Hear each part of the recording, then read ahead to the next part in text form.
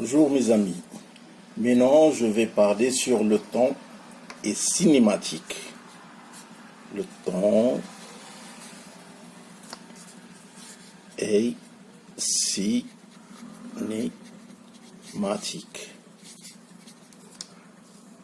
Ok?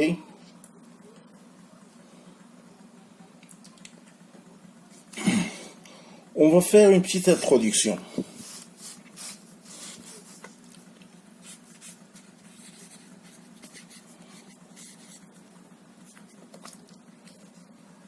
Bien sûr, ce cours porte sur le temps et la cinématique.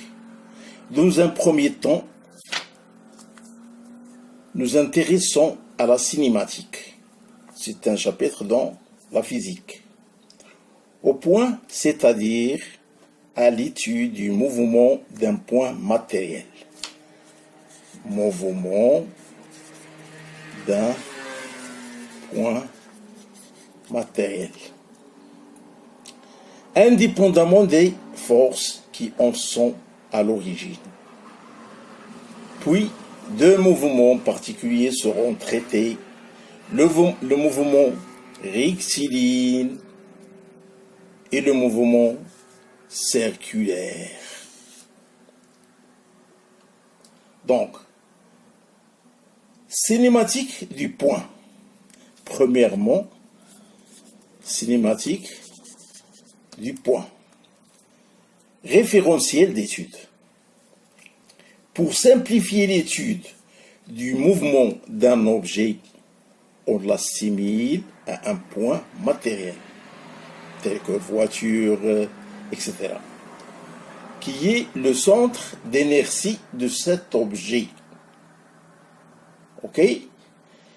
Donc, pour étudier le mouvement d'un objet, nous devons caractériser sa trajectoire, sa vitesse et son accélération à travers un référentiel.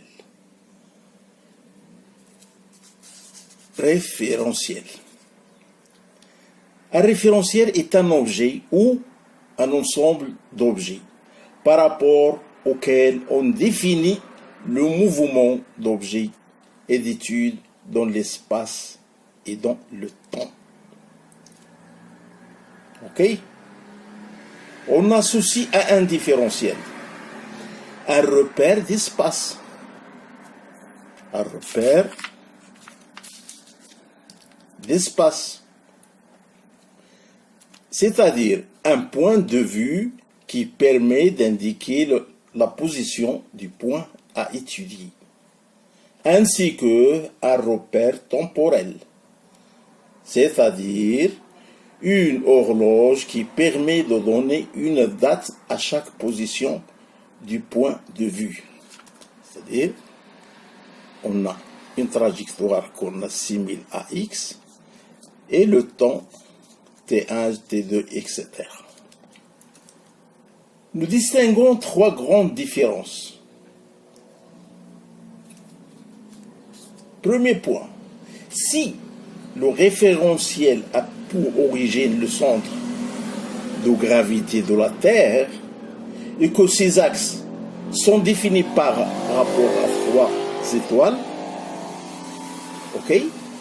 Supposons fixe, on parle de référentiel géométrique. Il est utile par exemple pour décrire le mouvement de la Lune autour de la Terre. Voilà. Notre Terre et notre Lune. Ok? Par exemple, pour décrire le mouvement de la Lune autour de la Terre. Deuxièmement, si le référentiel a pour origine un point fixe, immobile par rapport à la surface de la Terre, on parle à ce moment-là de la référentiel terrestre. Par exemple, un homme qui se tient debout sans bouger en un point de la Terre et est immobile dans le référentiel terrestre. Mais décrire un mouvement circulaire dans le référentiel géométrique. Par exemple, un homme debout dans un train. Dans un train, c'est le simple exemple que je peux vous donner. Troisièmement, c'est le référentiel a pour origine le centre de gravité du Soleil. Et ces axes sont définis par rapport à 3 étoiles lointaines. On considère comme fixe, on parle alors du référentiel hélicocentrique ou de Kepler. Voilà les 3 points essentiels.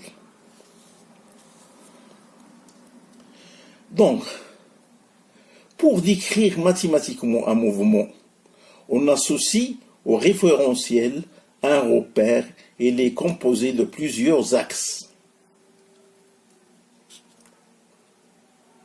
Dans un plan, il y a 2 axes, l'abscisse et l'ordonnée. L'abscisse est ordonnée. Dans l'espace, ça, dans un plan, dans l'espace, on a 3 dimensions. On ajoute aux 2 précédents la cote. Voilà. Idem, un repère est le plus souvent orthogonal, ce qui signifie que les axes qui le composent sont perpendiculaires. Ok? Alors, qu'un repère orthonormé est à la fois orthogonal et normé, c'est-à-dire que les normes des vecteurs de la base sont égaux. Il existe une infinité de repères possibles que l'on peut associer à un référentiel. Il y a par exemple les vecteurs de position, les vecteurs de trajectoire. Prenons l'exemple de vecteurs de position. La position du point M, par exemple, à l'instant T, est indiquée par le vecteur position OM, avec 0 ou bien O, l'origine du repère.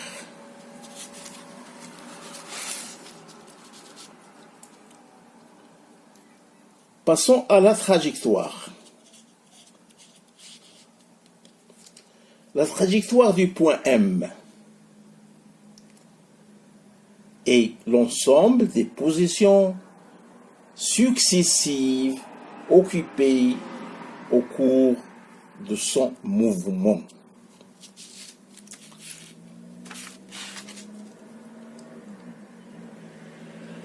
Parce que dans un repère orthonormé, O, I, J, plutôt O, I, J, ainsi que K, les composants du vecteur OM en fonction du tension. O, M. X de T en fonction de T, Y en fonction de T, Z en fonction de T. D'accord?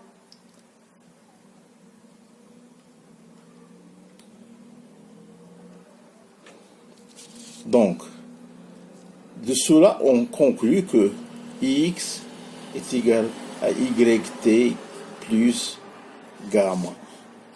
Gamma, c'est l'accélération.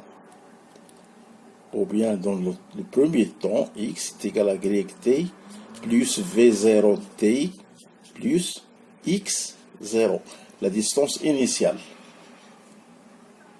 D'accord? Et voilà ce que j'ai dit sur le temps et cinématique.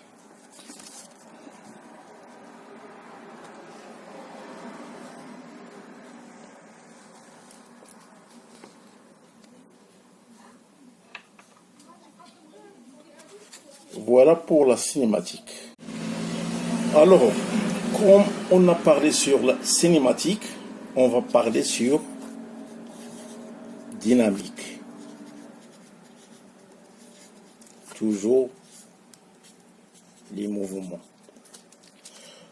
Alors, le principe fondamental de la dynamique, c'est-à-dire le principe fondamental de la dynamique, en abréviation, désigne une loi de physique mettant en relation une masse d'un objet et l'accélération qu'il reçoit si des forces lui sont appliquées. Exemple, voiture.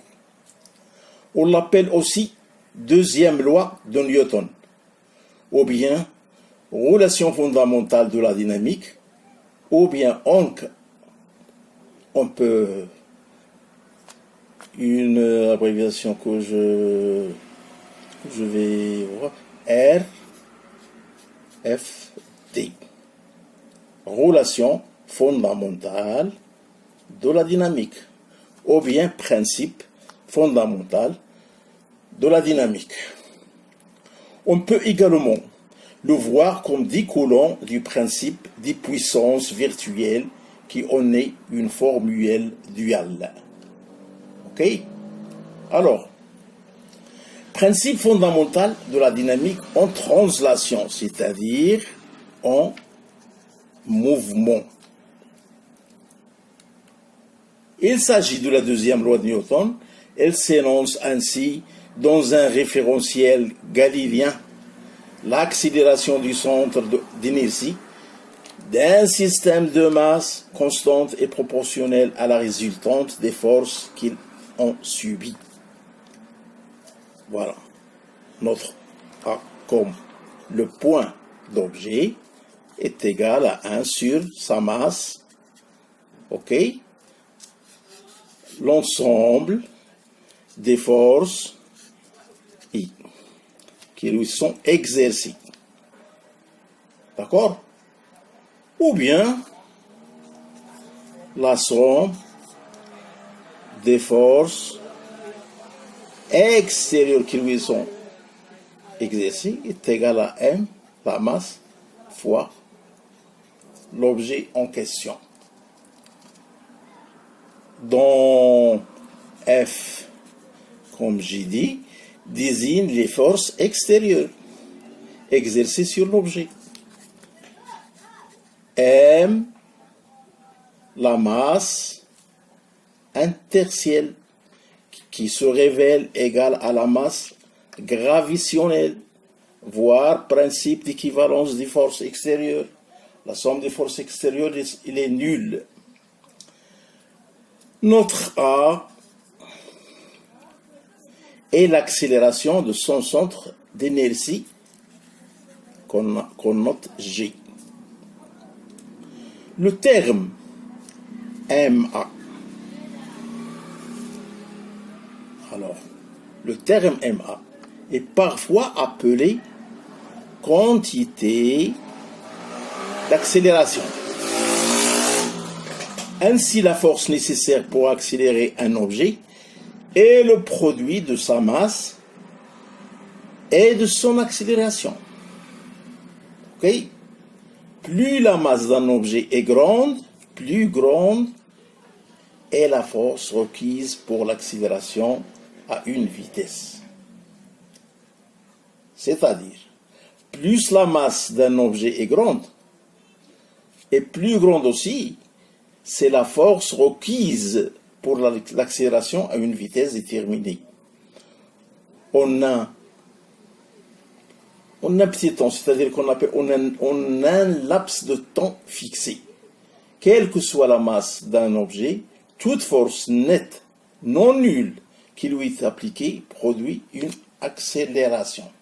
Je vais passer pour les calculs. Maintenant, je fais appel au théorème de la quantité de mouvement. Si la masse ne varie pas au cours du temps, on peut reformuler le principe fondamental de la dynamique de la façon suivante. La dérivée par rapport au temps de la quantité de mouvement d'un corps est égale à la force qui lui est appliquée, c'est-à-dire la somme des forces extérieures est égale dérivée du poids qui est égal à mg, la masse fois A, en fonction du temps. Toujours comme j'ai dit, F désigne la force extérieure. Poids est égal à mv. Poids est égal à m fois la vitesse. Ok? Donc, c'est la quantité de mouvement égale au produit de sa masse m et de sa vitesse v. Toujours, on est d'accord. Avec Fm, avec la force extérieure est égale à moins ma, qui est égal à moins dp sur dt. Ok? C'est-à-dire, comme j'ai dit tout à l'heure, la somme des forces extérieures, toujours, est nulle. L'écriture du principe fondamental de la dynamique sous cette forme facilite la résolution de certains problèmes. C'est-à-dire, ceci constitue en cas particulier le principe de Lorentz, puisque f de x moins dp sur dt, la quantité de notre mouvement, est égale à 0, on aura intégrale du C f de x, ok, moins dp sur dt fois epsilon r, je vais vous montrer tout cela, x dx égale à 0. C'est le principe fondamental de la dynamique en rotation. Voilà. Ce R, c'est un mouvement de rotation. Pour un matériel en mouvement circulaire,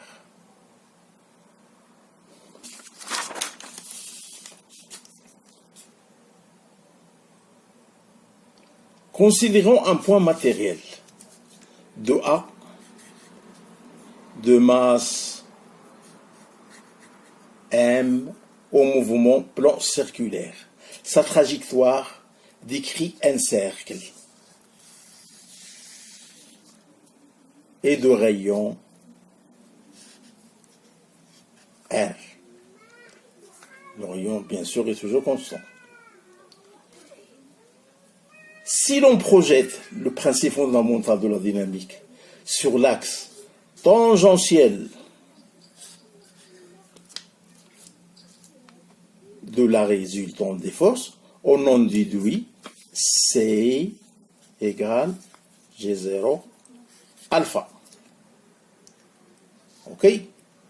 Avec F1 égale MA1, d'où F est la composante tangentielle de la résultante des forces, on en déduit C égale G0 alpha. Avec C est le moment de la force par rapport à O avec l'unité Newton mètre. D'accord? Avec C est égal à M0 F, c'est-à-dire est égal à la force fois le rayon. Avec G0, c'est le moment d'inertie. C'est le moment d'inertie qui est égal à la masse de l'objet fois le rayon au carré.